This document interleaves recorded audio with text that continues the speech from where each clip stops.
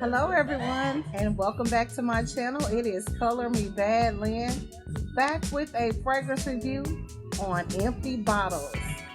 Will I buy them again or no? But before we get into it, I want to welcome you back to my channel. It is an absolute pleasure to come on and share with you two of my empty bottles and whether or not I'll ever purchase them again. All right. So again, welcome back to my channel. If this is your first time seeing me, hi, I am Color Me Bad Lynn. On my channel, we do fragrance reviews, and more fragrance reviews.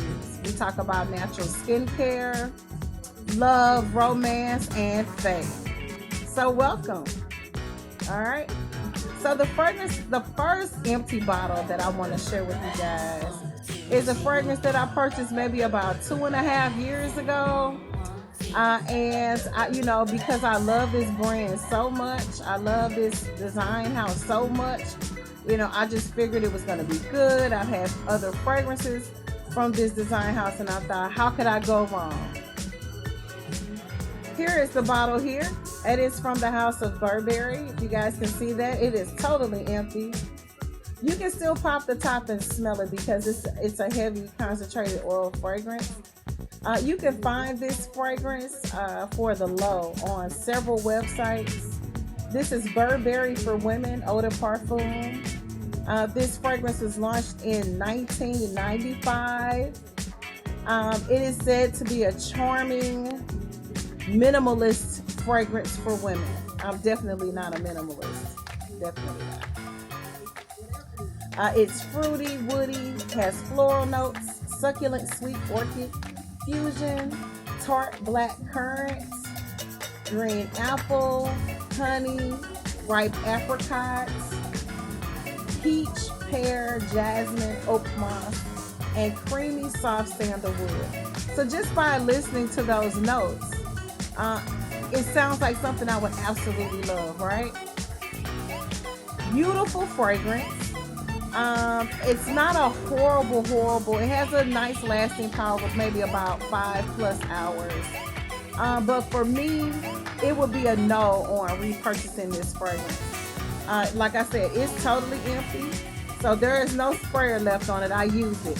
Normally what I do with fragrances like this one, if I get it and I don't care for it, it normally ends up being some type of a house spray. Because again, I don't like to use aerosol cans. I do use, of course, disinfectants such as a Lysol or something like that. But if it's something to just give a good fragrance through the home, if you're cooking, the use of candles and incense really help keep those odors from cooking from getting into the fabrics of your home decor, your sofas, drapery, and things of that nature. So I use a lot of candles, incense, and things of that nature. And I do prepare a lot of fish. I cook a lot of fish. And I've also found that the use of lemons when preparing, marinating fish, and cooking with fish help to eliminate the odors from lingering in your home and things of that nature. So there are things that you can do when you're cooking that will eliminate the odors in your home besides using a half a can of aerosol spray to get rid of the smell, because all it really does is mask it and it gets into your lungs, and that's something that I try to not have to deal with. So I use fragrances that I don't particularly care for house sprays. Now again, this is a absolutely beautiful fragrance, and I'm going to tell you what I smell in just a moment, because this is such a good perfume and it is an eau de parfum, even though the bottle is empty and it's been empty for quite some time, you can still smell the fragrance. Okay, so let's go in and see what we smell. It is absolutely gorgeous. It really is.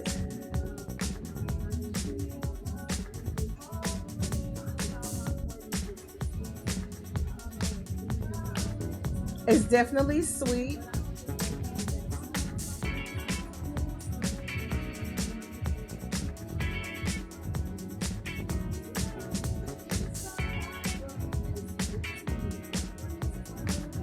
That's probably where the honey is coming from. I get a little bit of the jasmine. I get a little bit of the apricot and the peach. But for me, it's just something about this fragrance that just doesn't do it for me. I don't know if it's because of all of the notes that are in it that don't work for me. But this fragrance supposedly dries down creamy into a creamy sandalwood, and I get that, but it just doesn't work for me. Like I said, it's an absolutely gorgeous fragrance. So if you like jasmine, green apple, if you like sandalwood, if you like peach, definitely get your nose on this and see if it's something that you would like. But for me, I would not repurchase this fragrance. Again, this empty bottler is Burberry for women, Eau de Perfume. That's my first empty bottler that I will not repurchase. Okay? So, before we get into our next fragrance, and you might have already seen me swing it around, I do want to answer one of my Q&A questions. All right? And so, without further ado, this question came from Stephanie. Hi, Stephanie. If you're watching it, hopefully you'll get a chance to see this video. I'm sure you will, because you asked the question. You're waiting for it to be answered, right? All right. So, color me. The question reads, color me. It says, why? I'm trying to read my own writing. I need my glasses on, and I knew that before I came on, and I just decided, I was like, oh, I'm not going. They're in my bedroom, and I didn't feel like going to get them. Why did you choose cosmetology as a career path? Good question, Stephanie. I didn't choose cosmetology as a career path. It chose me.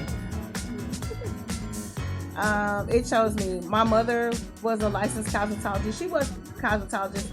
She wasn't a practicing cosmetologist, but she definitely had her license, and so I have people in my lineage, as I'm told, that were cosmetologists. A couple people owned their own salons. I grew up, I had a very good friend of mine, a neighborhood friend of mine. Her grandmother owned a beauty salon, so we used to hang out there as kids. Every now and then we go in, and it was just something about that salon. And then my first real job as an adult was in a beauty salon. I was a receptionist for almost 5 years, and I was at home. I learned so much about being professional, and I learned so much about the artistry and the business side of things more so than anything else. And it taught me a lot. Like I said, it just kind of chose me. I've always, played in hair since I was a little kid. Two of my childhood friends growing up, which was a good friend of my father's, owned a barbershop. And everybody who lived on the west side or the west end of St. Louis knew him and his barbershop. And my father and he were very good friends. And his daughters, taught me how to braid hair. And I was, 3, 4, 5 years old. So it kind of chose me, And it's funny because I'm not that much of a braider. I'm really not. I am, my gift and talents lie with cutting hair and hair color. I can color hair with my eyes closed and create formulas, and it's just a gift. It comes natural to me. It's easy for me. But there are a lot of things that have to do with hair that aren't easy for me. So what I chose to do was find niches, things that I was most interested in, that I knew that no matter what, you will always be able to make money doing these things. And so that's what I did. And so I honed in on two things, and that was cutting hair and hair color. People are always going to need a haircut, and people are always want hair color.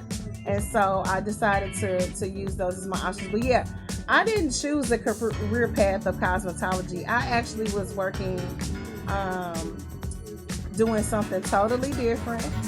And like I said, I forgot all about hair and beauty and all that. But it kind of chose me, So that's basically how that happened. Something happened to me. A situation happened to me where I had to make a choice on some things. And I just made the decision that no one would ever be able to determine whether or not I was able to feed my children or not. And the only way a lot of times to be able to make those decisions and choices in life is to make sure that you create your own and you carry, if you can go anywhere in the world with this craft, anywhere, and work. And that's what I wanted for myself and my children. And so, that's kind of what made me make the final decision through prayer. Because believe it or not, prayer works. If it didn't, I wouldn't be sitting here talking to you. I'm a living witness that prayer works and God is real. See, I prayed about everything. I prayed about what to do at this particular point in my life. I was at a crossroads of my life. Okay, so I prayed for specifics. I prayed for a strategy, for God to give me a strategy. And He gave it to me. I mean, what to do, what to go back to school for, what school to go to, everything was laid out for me, everything. Up until the point where the appointment that I had to go to the school, I didn't even ask them how much the school was or how much it was going to cost me to get started or anything. I just went and sat in the chair and, and that was it, basically. And everything flowed. And that's how I knew it was God. And, so yeah, that's basically, hopefully I answered your question. But yeah, I didn't choose cosmetology or beauty or hairdressing or makeup or any of those things. They kind of ended up choosing me, and I ended up wanting to be anything I ever put my mind to. I try to make sure that I become great at it, and I still got a long way to go and a lot to learn. That's what I love about the beauty industry, is there are so many things you can do, so many avenues that you can take, not just standing behind the chair, but stepping away from the chair. And my main focus was to learn and hone those crafts so that I could become an educator. And so that's my whole thing. I like to teach. I like to share what I learned. Because I see that cosmetology is not a dying art. The beauty industry is not a dying art, but professionalism in the industry. I've seen a lot of things where, if with a better structured professionalism will be in place, then things will be a lot better, and things will be, so that's something that is what I want to bring to the beauty industry, and that's what I want to be known as, someone who implemented professionalism and taught it. It's not a glamorous thing to do for a living. Some people do look at it that way, but it's very hard work. Very hard work. So nothing glamorous about being a hairdresser or cutting hair, coloring, being a stylist to the stars, a celebrity stylist. There's nothing glamorous about that. It's extremely grueling hard work. So you got to have a passion for it. You got to have a calling for it, and you have to be anointed to do it. You really do. And so, but yeah, it chose me. So yeah.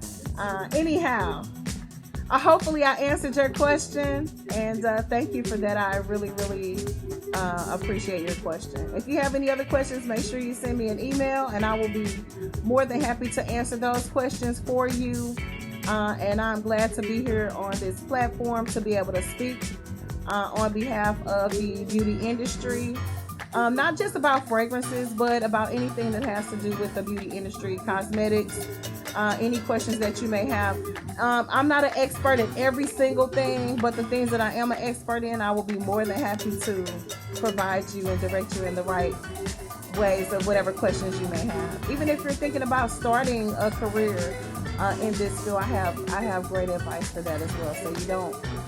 So you don't go astray. It's easy to get lost in the shuffle of things if you really aren't focused and you don't have a structured plan on what it is that you want for yourself and how to get there. You have to have a plan and goals and things like that. So that way, even when you fall off of those plans and goals, you still have a vision for where you're trying to get to, and you won't get sidetracked. So, all right. So yeah, I didn't choose the beauty industry. It chose me. It's just something that has been in me. You're born with certain things you just are in you. We all have things that are in us that we are just called to do. That's just one of the things that I'm able to do, and I was determined to learn how to cut hair well. I was determined. That is a difficult thing to know how to do. There is a science and an art form to cutting hair, and if you can cut hair well, you'll eat for life. I'm a living witness, and I'm very grateful. And I prayed that as God would increase my gifts and my talents, and as I became better at my craft, that I would stay humble, because I've been around a lot of people who are really, really good at what they do, and they have huge clientele, and they carry themselves with this arrogance. It's like, do you know how blessed you are to have people that want to actually come and see you week after week, or every 2 weeks, or every 3 weeks, or once a month, and give you their time and their money and entrust their looks with you? That's a relationship. And so yes, I just asked, that was my one prayer: keep me humble, Lord, keep me humble, so that I don't think that I'm greater than, yeah. So yeah, it's a good industry. It's a good field. If it's something that you're interested in getting into, and you're good at it, and you have a gift for hair, and more so not just hair, but knowledge. Only the educated survive. You can be good at something, but if you're not knowledgeable and educated, you won't be able to keep clients in your chair. You have to know what you're doing, and you have to know what you're talking about. So yeah, you really do. Because most educated people want to be connected to other educated people, right? So, and that's how it works. So anyhow, get into my next empty bottle fragrance. That was a really loaded question. Like, we could have a whole symposium about that. You know what I'm saying? And the art form and the professionalism and, all of that good stuff. Product knowledge and the knowledge of the hair, bone structure. We can get into it, okay? I'm about the science and the health of hair and all that. So I'm a nerd. So I know all that stuff. I studied hard, and I always study. You have to. That's another thing. You want to make sure that when you're entrusting your beauty and your looks, your hair, your skin, or whatever, you want to make sure that you have someone that is smart, intelligent, always learning, always studying, always researching. Because, we are chemists, most of us. So you want to make sure you're working with somebody that knows what they're doing, especially when you're working with chemicals. It's very important. All right, so the next fragrance that I have on my list of empty bottles is a fragrance by Ed Hardy. Now, let me show you the bottle. This booger right here. This fragrance is Ed Hardy. What is this called? I don't even know. It's called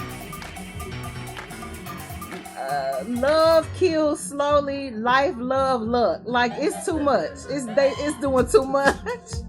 And I have an Ed Hardy fragrance that is top notch. Do you hear me? But this one right here, and I thought because that one, I used to wear that one back in the day, I ran across this fragrance at like TJ Maxx or something like that, like 2.5 years ago or something, probably on a lunch break. Ladies, you know what I mean, lunch break shopping. And I probably, saw this on one of those little bins for probably about maybe $10, no more than about $12, $13.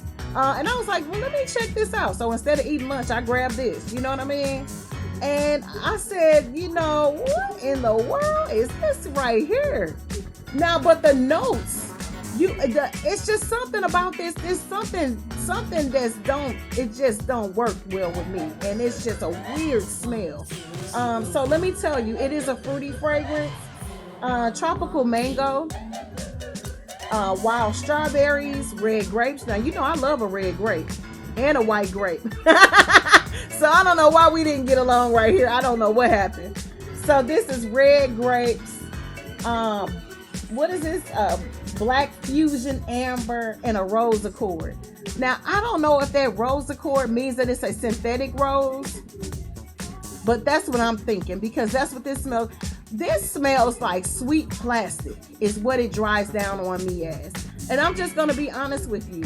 I apologize if there's anybody out there who loves this fragrance and swears by it, but on me, that's what it turns into. And so for me, it would be a no. I will not be repurchasing this particular flanker of Ed Hardy. And you can smell it. And it has a really good smell to it. It reminds me of, and I'll tell you, Paris Hilton. It reminds me of the Paris Hilton fragrances. All of those fragrances smell really good, but I cannot wear any of them. They all smell like this on me. And I don't know what, but it's just a really, I don't know, it just doesn't smell good on me. You know, and I don't like to say, oh, it smells cheap or whatever, but there are fragrances that cost, like I said, $1,500 that smell cheap. So it doesn't matter about the actual cost.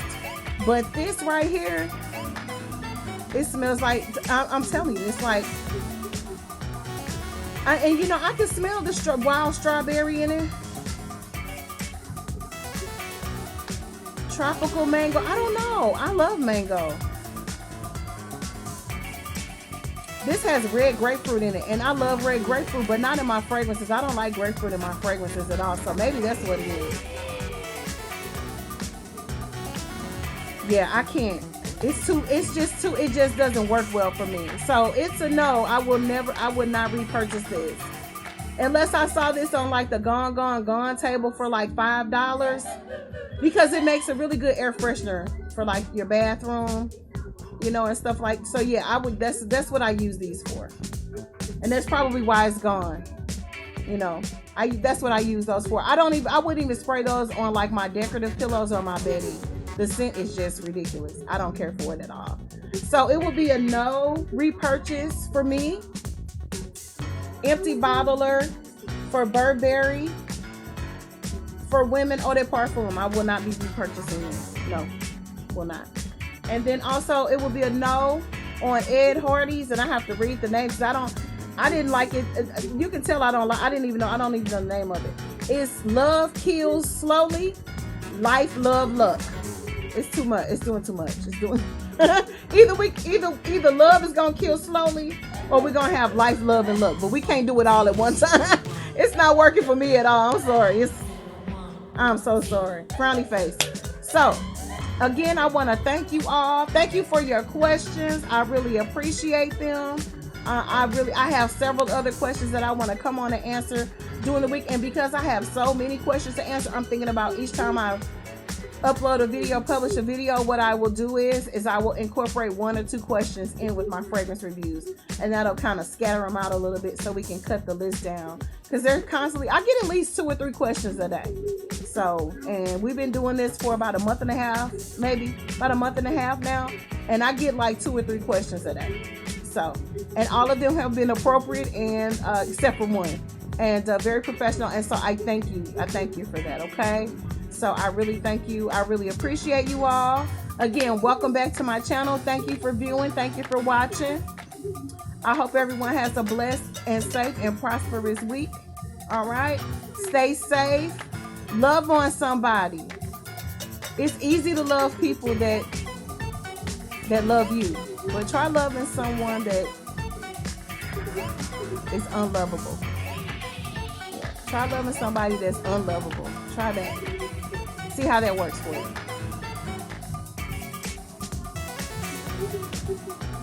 Sade.